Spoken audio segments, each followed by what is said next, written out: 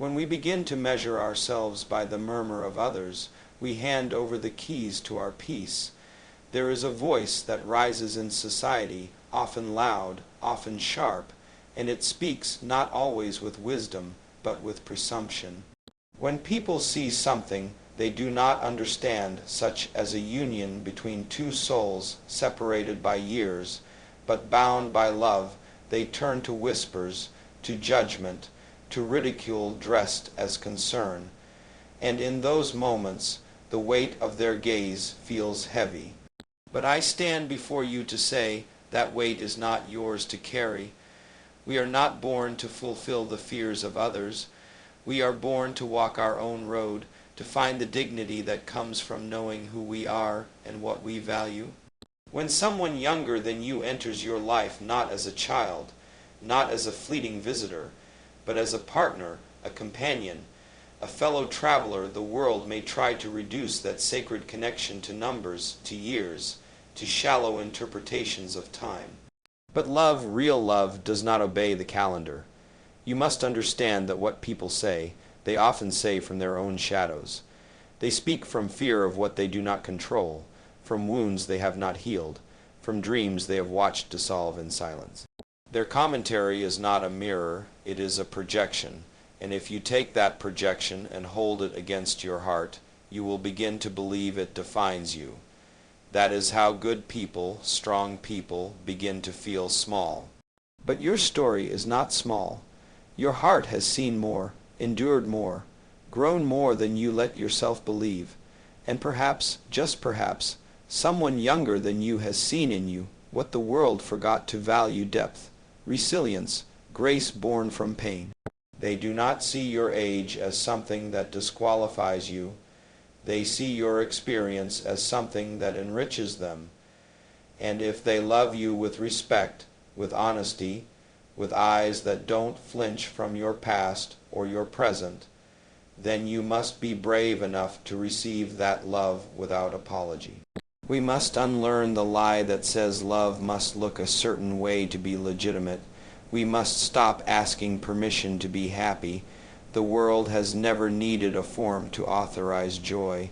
No judge can rule against a heart that has finally found peace. But you must believe that your peace is worth defending. When you walk into that room, hand in hand with someone younger, do not bow your head. Do not brace yourself for laughter or questions or insinuations. Walk in as someone who knows the depth of what you carry, the strength of what you give, and the truth of what you feel. You do not owe the world an explanation for the path you choose to walk. What you owe, perhaps, is only this: to walk that path with integrity. Not to pretend, not to deceive, not to take advantage, but to love cleanly, to be honest in your intentions, and to stay kind, even when others are not. That is what frees you. That is what lifts the burden off your shoulders and puts it back where it belongs on the conscience of those who throw stones without looking in the mirror. There will always be those who speak first and think later. But there will also be those who watch quietly, who learn from your courage, who begin to question their own inherited beliefs. And maybe, because you stood tall, because you didn't flinch, someone else will find the strength to live their truth too. I say this to you not as a man removed from doubt or from struggle, but as one who has known how hard it is to stand in the light when others wish to drag you back into the shadows. But I have learned this: no one can imprison your heart unless you give them the key. You must guard your joy as you would guard your dignity. And never, never forget love that is real does not make you smaller. It makes you braver. So if someone younger than you is destined to stand beside you in 2025, let the world speak. But let your life speak louder. Let your love be the answer they were never ready for. And walk forward not in shame but in strength. We have been taught, too often and too long, to see love as something that follows a timetable. To believe that it must arrive in the spring of our youth, flourish by summer, and fade quietly by autumn. But what of the love that blooms out of season? What of the love that comes not when we expect it, but when we need it? What of the love that does not consult our birth certificates, but instead speaks to our soul? There is a myth in the minds of many that love must follow rules, that it must make logical sense, look acceptable in photographs, sound pleasing when gossiped about, and match what people expect of us. But the heart, my friends, does not wait for approval. It does not ask for society's consent before it begins to beat for someone. And more often than not, the greatest love stories are the ones that broke the rules people tried to write for them. Someone younger than you may love you not in spite of your years, but because of them. They may see not what is missing, but what is present. They may be drawn not to the age on your passport, but to the peace you carry, the wisdom you earned, the stillness in you that calms the chaos in them. And yet many will question it. They will try to find something broken in it, simply because they cannot understand how love could grow in soil they never imagined fertile. You must remember this. Love does not come with conditions built by strangers. It does not ask, "What will people say?" It asks only, "Is this true? Is it mutual? Is it kind? Is it honest?" And if the answers to these are yes, then you owe it to yourself to stop looking for reasons to doubt something sacred just because it looks unfamiliar. There will be those who say, "You are too old to begin again." There will be whispers that carry the weight of every stereotype, every bitter projection, every old fear dressed up as caution. But if your heart still hopes, if your spirit still stirs when someone speaks your name, then you are not too old. You are alive, and life does not end simply because it has changed pace. Age does not disqualify you from tenderness. It deepens your ability to give it, and if someone sees that sees you, then do not insult the miracle of being seen by hiding from it. Do not let the fear of appearing foolish rob you of something real. Love has never belonged to the proud. It belongs to the open, the brave, the ones willing to be vulnerable again, even with the scars that memory carries. A younger partner may not have walked your road, but that does not mean they cannot walk beside you now. And you must not diminish your own light to match a misunderstanding of what love should look like. Let your truth be clear, let your affection be pure, and let the world do what it has always done, talk. While you do what few dare to do, live. There is something profoundly human about choosing love in the face of criticism. Something courageous about saying, "I will not pretend I do not feel." For what is life if not the courage to love again? What is life if not the decision to reach out, even knowing you could be judged, misunderstood, or doubted? Do not spend your days trying to convince the world. You were not put here to win their approval. You were put here to be whole, to love truthfully, and to walk your path with those who choose to walk it with you. The right person will not be threatened by your past, nor confused by your age. They will be grounded by your honesty and lifted by your spirit. And when you find someone who looks at you with eyes that do not measure you, but honor you, then no explanation is needed. In a time when many are afraid to feel, when love is often traded for image and affection, is rationed out of fear to love freely, even across years, is an act of quiet revolution. And you, my friend, are not here to live quietly. You are here to live truthfully, so do not look at the calendar when your heart is full. Look at the mirror and ask yourself only this: is it real? And if it is, then let it be, let it grow, let it surprise you. And do not apologize for finding love after they said it was too late. There is a false finish line the world has drawn in our minds, a moment where we are supposed to have arrived, to have figured it all out, to stop growing, changing, becoming. They say by a certain age you should have achieved, settled, and ceased the act of becoming anything more. But let me tell you, life does not honor that line. Life is not interested in our neat timelines or our carefully crafted expectations. Life, in its truest form, continues to shape us as long as we are willing to be shaped. We are all still becoming, no matter your age, your status, your achievements, or your regrets. You are not done. You are not finished. You are still becoming who you were always meant to be. And that truth can feel uncomfortable, especially when you thought you had missed your moment, lost your chance, or outgrown the season of love and discovery. But you haven't. The journey does not stop unless you choose to stop walking. Some will look at you perhaps with admiration, perhaps with confusion when you find yourself loved by someone younger. And you may be tempted to wonder, why now? Why me? What can I offer that youth has not already given? But these questions come from an old fear, a belief that becoming is only for the young, that we grow, we peak, and then we retreat quietly into a lesser version of ourselves. That is not truth. That is resignation, and resignation is not the path of the living. You see, even in your finest years, you were incomplete. Even in your hardest seasons, you were learning. And today, even with all your wisdom, you are still unfolding. The beauty of becoming is that it does not rush.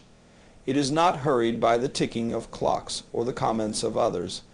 It moves at the pace of courage, and courage, my friend, comes in many forms. Sometimes it comes in leaving the wrong thing. Other times it comes in receiving the right thing, even when the right thing does not look like what you imagined. You may have thought love had passed you by, that the deep connection others found early had skipped your name. And then, unexpectedly, someone younger than you extends their heart. Not in flattery, not in fantasy, but in sincerity. And because you are still becoming, your heart is still capable of receiving. Your soul is still open enough to grow in the presence of love. Now, becoming does not mean perfecting. It means evolving. It means recognizing that what hurt you yesterday may still echo today, but it no longer controls you. It means that you can walk forward even with scars, because you have learned that healing and hurting often walk together.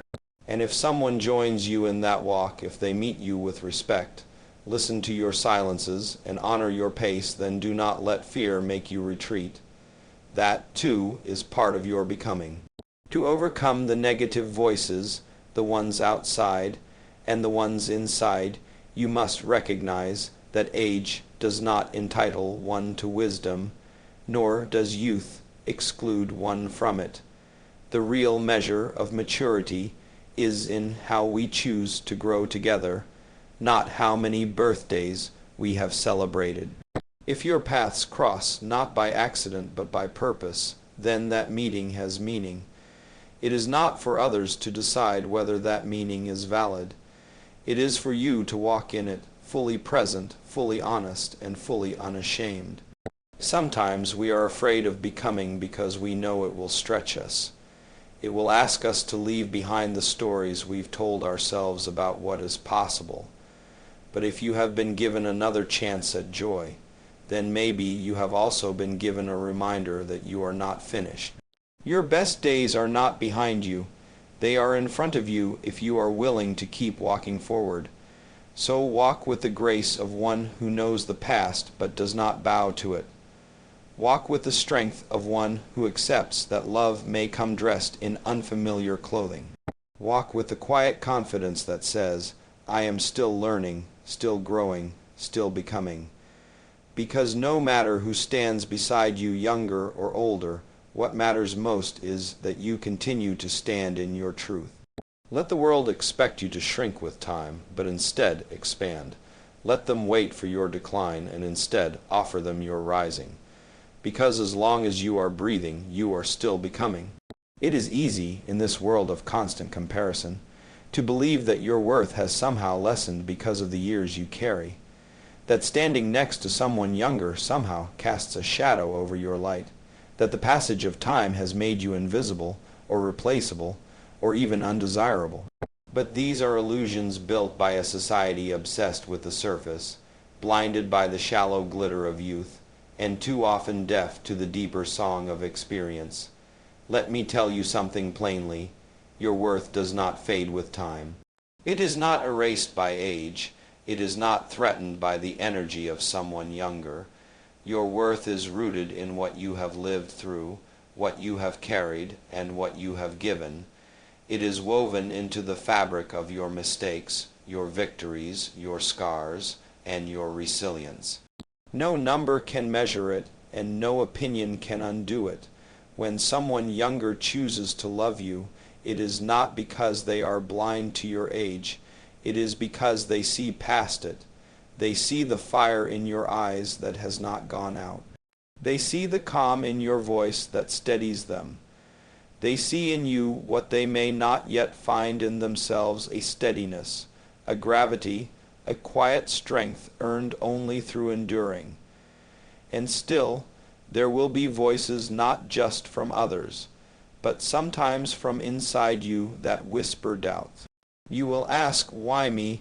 You will wonder, what if I cannot give them what they're used to? But you are not in their life to imitate youth. You are there to bring depth, truth, and a kind of love that has learned to last. You must remember that confidence is not the same as perfection. You are not competing with their peers. You are not here to be younger than you are. You are here to be who you are fully, unapologetically, and with dignity. There is something powerful about standing in that truth, not shrinking in the presence of youth, but embracing the value of your own journey, not clinging to the past, but owning the present. There is wisdom in you that cannot be taught in books or rushed through time. It shows in how you speak when others would shout. It shows in how you listen when others seek only to be heard. It shows in how you love not for attention, not out of need, but out of fullness. And if someone younger recognizes that in you, then do not insult the connection by assuming you are less. Instead, honor it by knowing what you bring to the table. You bring clarity. You bring patience. You bring presence. There will be moments of doubt, moments when you compare your reflection in the mirror to theirs, moments when you feel the ache of time and wonder if it disqualifies you from joy. But in those moments, remember this: beauty that fades was never the kind that lasts. The beauty that remains is the kind that grows in silence, that lives in how you treat people, how you carry pain without bitterness, how you rise when life has tried to keep you down. Someone younger may see in you what others miss, not the glamour, but the gold, not the trend, but the treasure, and you must see it too. You must remind yourself that age has only sharpened the edges of your strength. It has not dulled your light, it has refined it. The world tells us to fear growing older, to chase youth as though it were the only currency that matters. But those who chase youth miss the richness of maturity.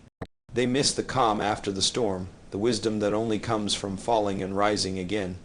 And if you can live with that wisdom, if you can walk beside someone younger without envy or fear, then you have already won a battle most people never face. Do not apologize for your years. Do not hide your story. You are not a lesser version of anyone, not of your younger self, and not of the one beside you. You are a fuller version of everything you have ever been. Let that be enough. Let that be more than enough, because your worth was never defined by the smoothness of your skin, the speed of your step, or the number on your documents. It was defined by your courage, your grace, and the unwavering truth that you are still here, still giving, still worthy. And standing next to youth does not make you smaller, it makes you seen. The world we live in is loud, full of noise, opinions, and endless judgments that arrive without invitation and without mercy. People feel entitled to speak into your life as if they have walked your road, carried your burdens, or felt your pain. They will offer advice not from wisdom, but from fear. They will disguise control as concern. And when you find yourself loved by someone younger, the voices may grow louder, questioning your intentions, your worth, your motives. But there is a strength, a sacred kind of peace, that comes from learning how to listen only to the voices that matter and silencing the rest. Not everyone deserves a seat at the table of your decisions. Not every opinion is rooted in care. Many are rooted in envy, in misunderstanding, in discomfort with anything that does not fit inside the boxes they were taught to live in. And if you are not careful, those opinions will begin to shape how you see yourself. You will carry the weight of other people's doubts until one day you forget your own truth beneath the noise. Let me say this clearly. You are not here to live according to someone else's expectation. You are here to live your life with purpose, with honesty, and with courage. If love has come to you, even in a form others do not expect, it is not your duty to justify it to them. You do not owe an explanation for your joy to those who refuse to understand it. When you walk with someone younger, people will try to define the story for you. They will project their assumptions onto your relationship. They will try to reduce your connection to something shallow, something transactional, something temporary. But only you and the one beside you know the truth of what you share. Only you know the quiet moments, the laughter, the honesty, the respect, and that truth must be enough for you even when it is not enough for the world. You see, living with peace is not about silencing others. It is about turning down their volume in your soul. It is about knowing where your truth ends and their noise begins. And this peace, this deep and unwavering peace, comes not from being accepted by everyone, but from accepting yourself. From knowing that the choices you make are not perfect, but they are yours. That your love may be questioned, but it is not less real because of that. It takes strength to protect your peace in a world that thrives on disturbance. It takes wisdom to say, I hear you, but I do not have to obey you. And when the voices come from friends, from strangers, sometimes even from your own family, you must decide which voices build you and which ones break you. Because peace is not passive, peace is active, it is a discipline, it is the brave act of choosing yourself over the comfort of the crowd. Sometimes the hardest voice to silence is the one within, the voice that has absorbed the world's judgment and turned it into self-doubt. That voice will ask if you are foolish for loving someone younger. It will ask if you are chasing something lost. But even that voice, even the one inside, can be retrained. It can be taught to speak with compassion, to trust your intuition, to believe in your capacity to love and be loved.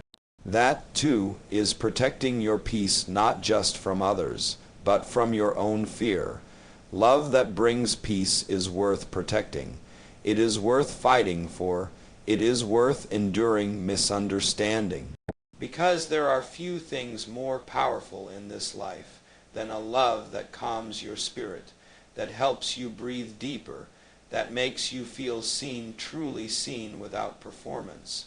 When you find that, do not hand it over to the court of public opinion. Do not let critics who have never dared to live boldly decide how you should feel. We must stop giving permission to voices that have not earned the right to guide us. The world will always have something to say. Let them speak. Let them speculate. Let them wonder. But while they speak, you live. While they doubt, you love. While they judge, you rise. And in doing so, you show others not through argument, but through the example of your joy that peace is possible, even when it is not popular. That happiness is valid, even when it is unconventional. That love is real, even when it does not fit the mold. So protect your peace, guard it like treasure, because in a noisy world, peace is not just a gift, it is a victory. We all carry a story within us. Some of it we tell with pride, the achievements, the growth, the moments of light. But there are pages we turn in silence, moments we do not speak of easily, regrets, failures, disappointments we thought would define us forever.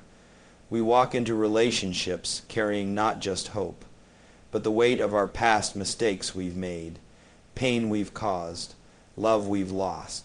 And when someone younger steps into our lives, offering a love that is fresh, open, without judgment, it can stir something uncomfortable within us. It can awaken the part of us that still feels unworthy. You may ask yourself, if they knew everything I've done, would they still want to walk beside me? You may fear that your past disqualifies you from something as pure as their affection. But this is what you must understand: your past does not poison you. It prepares you, it shapes you, yes, but it does not shackle you. Love is not reserved for the flawless. Love is not earned by the illusion of perfection. Real love, the kind that stands through time and pressure, grows in truth. And truth begins with you.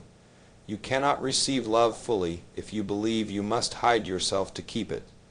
You cannot build something whole while keeping part of yourself in shadow. The shame you carry may have been planted long ago by those who told you that your mistakes were your identity, that your failures were final, that once broken, you could never be made whole again.